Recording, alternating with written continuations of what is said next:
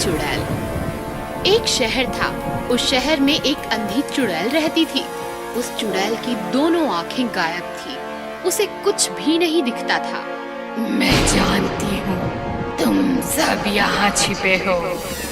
मैं देख नहीं सकती, इसका फायदा उठाते हो, लेकिन तुम मुझसे नहीं बच सकते।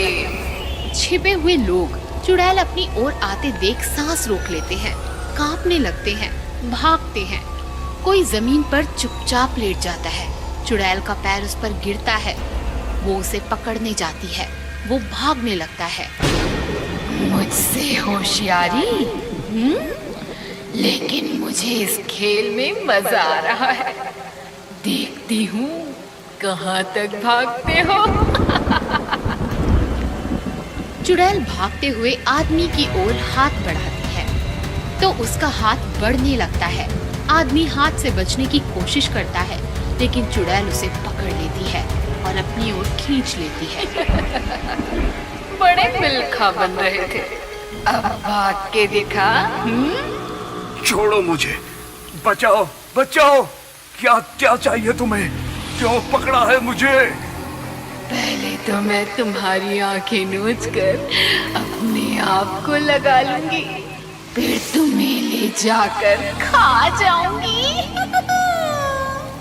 चुड़ैल उस आदमी की दोनों आंखें नोच लेती है। आदमी दर्द से चीखने लगता है। चुड़ैल वो आंखें अपने आप को लगा लेती है। अरे वाह, बड़ी अच्छी आंखें हैं तुम्हारी। मुझे तो बहुत साफ साफ दिख रहा है। चल, अब मेरे भोजन का समय हो गया। चल चल, घर चल। चुड़ैल आदमी को अपनी पीठ पर लादकर घर ले जाती है और उसे खा जाती है।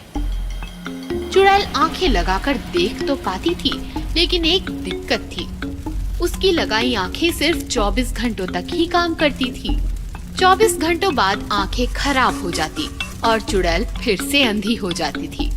फिर क्या था, अंधी चुड़ैल फिर मार्केट जाती और किसी आदमी की आंख नोचकर फिर से नई आंखें लगा लेती। फिर पूरे मार्केट में चुड़ैल का आतंक फैल जाता है और दुकानदार मार्केट बंद करने का निर्णय लेता है। भाइयों, वो अंधी चुड़ैल रोज आ रही है और किसी ना किसी को उठा के ले जाती है। डर के मारे कस्टमर्स भी मार्केट में नहीं आ रहे। क्या किया जाए? जब तक चुड़ैल का कोई इलाज नहीं होता, हमें मार्केट बंद करना होगा। हाँ, हमें मार्केट बंद करना ही होगा। इस प्रकार दुकानदार मार्केट बंद कर देते हैं और पूरे मार्केट में सन्नाटा छा जाता है। रात होती है। चुड़ैल मार्केट आती है तो मार्केट में कोई भी नहीं होता। चुड़ैल बहुत ढूंढती है पर उसे कोई भी आदमी नहीं मिलता। लगता है मार्केट बंद करवा दिया है। अब मेरा क्या होगा? मुझे आँख और खाना कैसे मिलेगा? चलो ढूंढती हूँ, कोई ना कोई तो मिल ही जाएगा। चलते चलते चुड़ैल एक हॉस्पिटल में पहुँचती है। चुड़ैल को देखकर सारे लोग इधर उधर भागने लगते हैं। चुड़ैल डॉक्टर के केबिन में आती है। डॉक्टर कांपने लगता है। क्या चाहिए तुम्हें? तुम्हारी आंखें चाहिए। ऐसा कहकर चुड़ैल डॉक्टर को पकड़ लेती है। छोड़ दो मुझे। तुझे छोड़ा तो मुझे आंखें कैसे मिलेंगी? हाँ, मैं दूंगा तुम्हें आंखें। मैं आंखों का डॉक्टर हूँ। ओह ठीक है, मैं रोज आऊंगी। मुझे 2 आंखें और खाने के लिए एक मरीज भी चाहिए। अगर गद्दारी की तो मुझसे बुरा कोई नहीं होगा। ठीक है, मुझे छोड़ दो। चुड़ैल डॉक्टर को छोड़ देती है। डॉक्टर चुड़ैल को 2 आंखें देता है और चुड़ैल एक मरीज पीठ पर उठाकर चली जाती है। इस तरह चुड़ैल रोज डॉक्टर के पास आती। डॉक्टर किसी मरीज की आंखें निकाल कर चुड़ैल को लगा देता और मरीज चुड़ैल को सौंप देता। एक दिन डॉक्टर का साइंटिस्ट दोस्त डॉक्टर के पास आता है। डॉक्टर, मैं मृत्यु के बाद अपनी आंखें हॉस्पिटल में दान करना चाहता हूँ। उसकी फॉर्मेलिटीज पूरी करने के लिए मैं यहाँ पर आया हूँ। अरे तुम यहाँ क्यों आए? तुम अपनी आंखें किसी दूसरे हॉस्पिटल में दान करो। क्या बात है डॉक्टर, परेशान लग रहे हो? डॉक्टर साइंटिस्ट को चुड़ैल के बारे में बताता है। तुम चिंता मत करो डॉक्टर, मैं चुड़ैल के लिए ऐसी आंखें बनाऊंगा कि वो देखती रह जाएगी। फिर साइंटिस्ट दिन रात मेहनत करके चुड़ैल के लिए आंखें बनवाता है और आंखें लेकर डॉक्टर के पास आता है। ये लो डॉक्टर, ये आंखें चुड़ैल को लगवा देना। ये कैसी आंखें हैं? ये आर्टिफिशियल आंखें हैं। इसमें कैमरा है जिसकी वजह से चुड़ैल देख पाएगी। इसमें एक और खास बात है। खास बात? वह क्या है? इन आंखों में मैंने माइक्रो बम फिट करवा दिया है जिसका रिमोट मेरे पास है। तभी चुड़ैल आती है। साइंटिस्ट छिप जाता है। डॉक्टर, आंखें तैयार हैं कि नहीं? हाँ तैयार है, आप लेट जाइए। चुड़ैल लेट जाती है। डॉक्टर साइंटिस्ट की दी हुई आंखें चुड़ैल को लगाता है। ये कैसी आंखें हैं डॉक्टर? बड़ी तेज रोशनी है इसमें। वो एक छोटे बच्चे की आंखें, इसलिए ज्यादा तेज है। ठीक है, चलती हूँ, कल तैयार रहना। ऐसा कहकर चुड़ैल चली जाती है। चुड़ैल चली गई है साइंटिस्ट, बाहर आ जाओ। साइंटिस्ट बाहर आता है। फिर डॉक्टर और साइंटिस्ट चुड़ैल का पीछा करते हुए हॉस्पिटल के बाहर आते हैं। अब हम ब्लास्ट कर सकते हैं। ऐसा कहकर साइंटिस्ट रिमोट निकालता है और बटन दबाता है। चुड़ैल की आंखों में टिम टिम आवाज आने लगती है। अरे अरे, ये टिक टिक आवाज कैसी? तभी बड़ा धमाका होता है और चुड़ैल के चीथड़े उड़ जाते हैं। साइंटिस्ट की होशियारी से चुड़ैल मर जाती है और सारा शहर चुड़ैल के चंगुल से मुक्त हो जाता है। खंजर वाली भूतनी।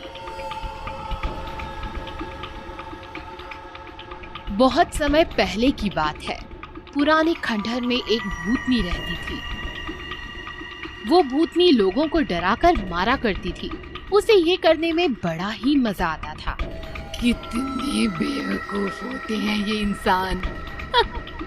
डरपोक कहीं के। जरा सी फूंक मारो और हवा में फुर।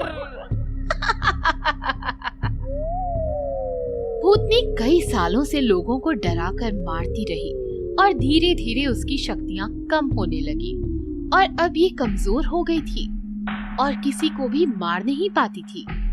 लगता है मेरे जाने का वक्त आ गया है। मैं नहीं जाना चाहती इस दुनिया से। काला साया, शैतानों के देवता, मेरी मदद करो। भूतनी के पुकारने पर शैतानों का देवता काला साया उसके सामने आ जाता है। तो चाहे तो दुनिया की सबसे शक्तिशाली भूतनी बन सकती है। कैसे काला साया, बताओ मुझे। काला साया एक खंजर भूतनी को देता है और उसकी गर्दन पर वार करता है।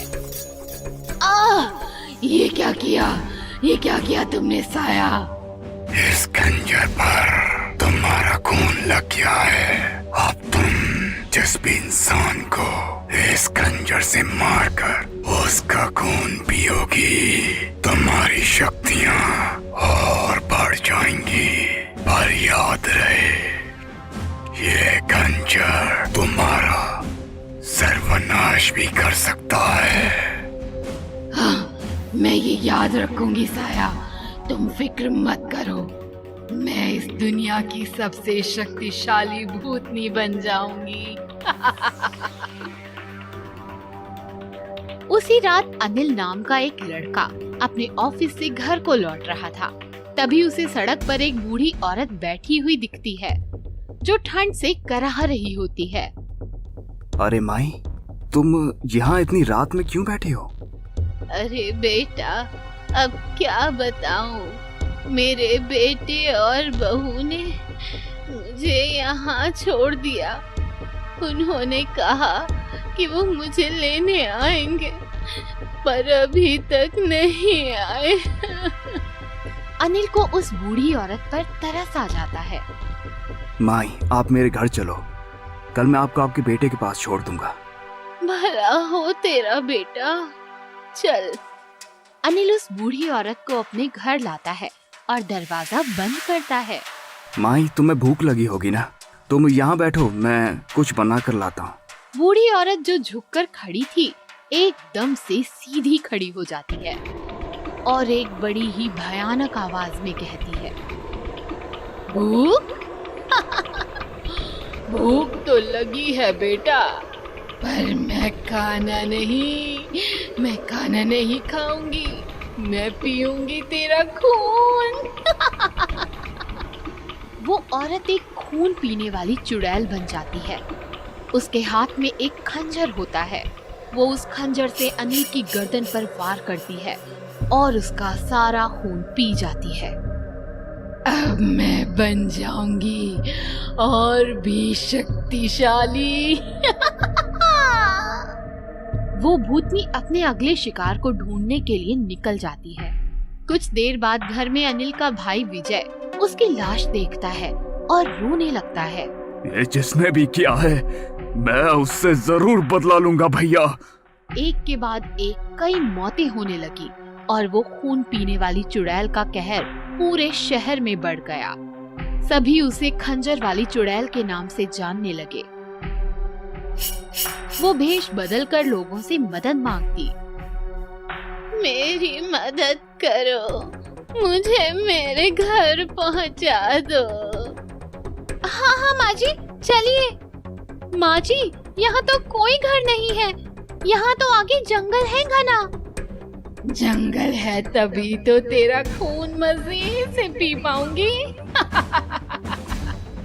भूतनी अपने भयानक रूप में आ जाती है और उस औरत के गले पर वार करके उसका सारा खून पी जाती है और अपनी शक्तियों को और बढ़ाती है।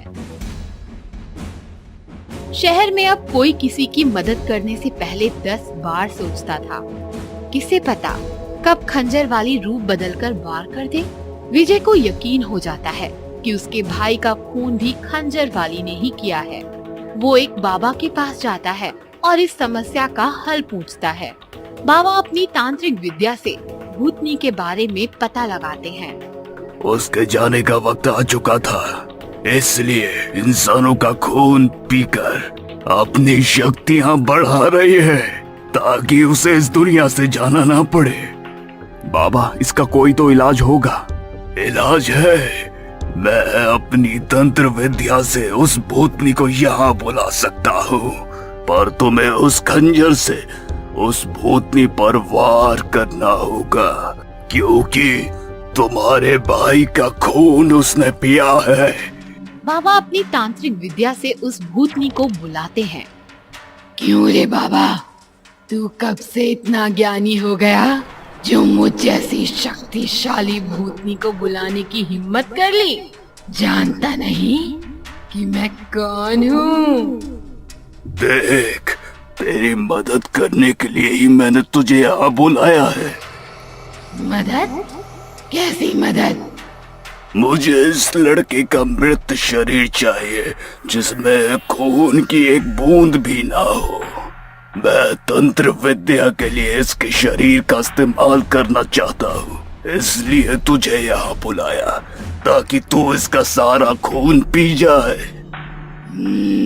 बहुत अच्छा काम किया बाबा तूने। आज मुझे कोई मेहनत नहीं करनी पड़ेगी। विजय आंखें बंद कर जमीन पर पड़ा होता है। भूतनी उसके पास आकर उसका खून पीने के लिए जैसे ही खंजर उठाती है, बाबा मंत्र पढ़कर राख उसके चेहरे पर फेंकता है। बाबा, ये क्या किया तूने? बच्चे, ये क्या किया तूने? विजय भूतनी से खंजर छीनकर उसके गले पर वार करता है और भूतनी के शरीर से जितने भी लोगों का खून पिया था सब बहने लगता है और वो भस्म हो जाती है। इसी तरह विजय बाबा के साथ मिलकर अपने भाई की मौत का बदला ले लेता है।